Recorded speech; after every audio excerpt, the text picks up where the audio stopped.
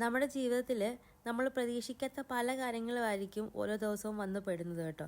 അങ്ങനെ ഒട്ടും തന്നെ പ്രതീക്ഷിക്കാതെ വന്നൊരു പണിയാണ് കഴിഞ്ഞ ആഴ്ച എനിക്ക് കിട്ടിയൊരു പണി. മറ്റൊന്നുമല്ല, ഒരു കാരണവും ഇല്ലാതെ വന്ന് പെട്ടൊരു ഫുഡ് പോയ്സൺ ആയിരുന്നു കഴിഞ്ഞ ആഴ്ച കഴിഞ്ഞൊരാഴ്ച കൊണ്ടുപോയത്. സ്റ്റിൽ ഞാൻ റിക്കവർ ആയിക്കൊണ്ട് ഇരിക്കുന്ന ഒരവസ്ഥയിലാണ്. ഇപ്പോഴും സ്റ്റൊമക്ക് പെയിനും കാര്യങ്ങളൊക്കെ ഇടയ്ക്കിടയ്ക്ക് വരാറുണ്ട്. സ്വന്തമായിട്ട് വീട്ടിലുണ്ടാക്കിയ ഒരു ഉരുളക്കിഴങ്ങ് മെഴുക്കുവരട്ടി തന്ന പണിയാണ് കേട്ടോ എനിക്ക്. അത് എന്താണ്, ഉരുളക്കിഴങ്ങിൻ്റെ എന്തെങ്കിലും വിഷാംശമായിരിക്കാം എന്നാണ് നിഗമനം.